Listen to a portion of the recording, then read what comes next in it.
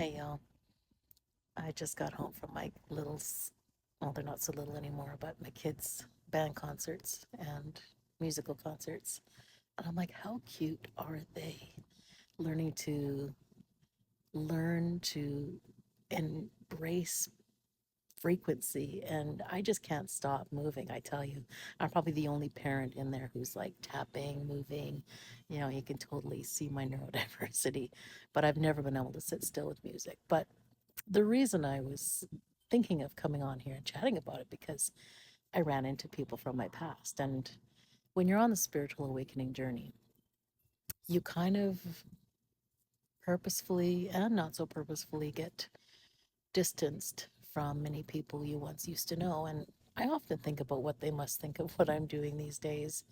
But if you're on the journey of what types of things we need to do to promote the healing of this earth, you would understand. But I know a lot of people won't. But I ran into this old nursing colleague of mine.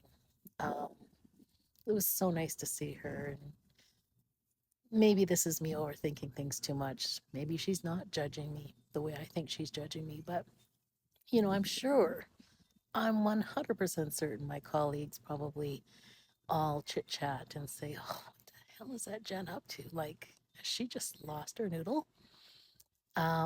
But no, I haven't. I actually found my noodle. That's the thing. And I'm living in such a free, peaceful state that I don't think a lot of them would even be able to comprehend how well I can alchemize energy around me, emotions, my own, others. It's just such a freeing experience. But I was reminded of that because I've been on this spiritual awakening journey, which, by the way, none of us ask for in this. You could wake up when you're scheduled to wake up. Can't wake anybody up. But my awakening probably started probably a decade ago, and we're having many, many, many more people awakening as we go. And some people in your path are just not going to understand what's happening in your life. And we have to be okay with that because that is also a shadow if we're still worrying about what other people think about us. So I kind of wanted to come on here and talk about that a little bit. If you're worried about coming out here and speaking your truth or just speaking your truth, you don't have to be online. You could just be speaking your truth just in day to day life. What you believe, what you feel, what you think are the most important things to truly find happiness. Speak those. Don't be afraid.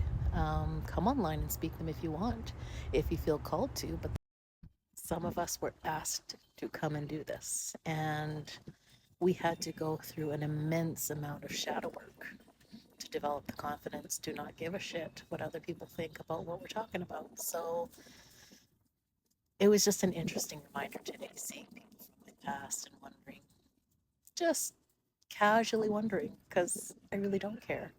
I love these people to bits. I know they're not going to understand what I'm going through unless they're on the same journey as I.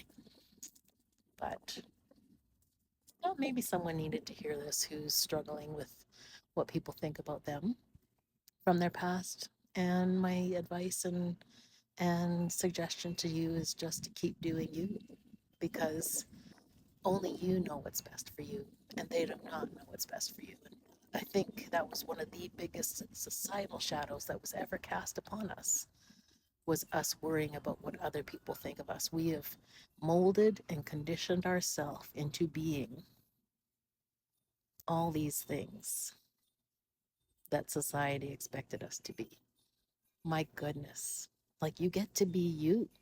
You get to be exactly the way you wanted to be. That is authentic. Speak your authentic truth. And the universe rewards you for that. They truly do. A lot of people don't understand that. And that just makes me so sad if they knew how simple life could be. And I know some people from my past will still see this and think, holy moly, what is she on? You know what? I'm on high on life. Really, that's all I'm on. But a lot of people don't believe that it is possible to be this happy for just the simple things in life. That is true abundance when you think about it. It's I have everything I need, really. I followed my path the way I was intuitively guided. That's what was asked of me. To be brave and make some bold leaps of faith.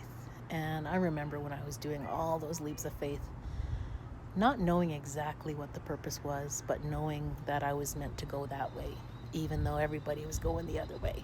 And boy, oh boy, like, I am so grateful for what has become. And I know it's just going to get better because, like, really, I want that for everybody. I want that for every single one of you. If you're mildly conscious or awakening and you want help, put it in the comments what you're struggling with, and I'll try and help you. If you want more privacy, you're more than welcome to book an appointment. I do consciousness coaching, neurodiversity therapy, and there is an interesting connection between neurodiversity and consciousness. And I posted an article, a journal article about that a few posts ago. And I've always known this. I've known this for at least 10, 15 years. Kind of came in as a pocket of information of what if? And it took me some time. And my doggies are confirming this for me again. It took me some time to figure out, is this really accurate what I'm hearing? And then you just kept getting other people saying the same thing, validating the information. So it's not me just getting this pocket of intuitive guidance. There's several people, like hundreds of thousands now, because it's not just me talking about it. But when you think about the journey of awakening, this is why the large majority of us who were the first to go were neurodivergent, because we have to be alert to the signs, the synchronicities, the symbols, the guidance. It just goes together. And I have figured out what every single limitation in neurodiversity means in the world of consciousness, something that people didn't get a chance to know about.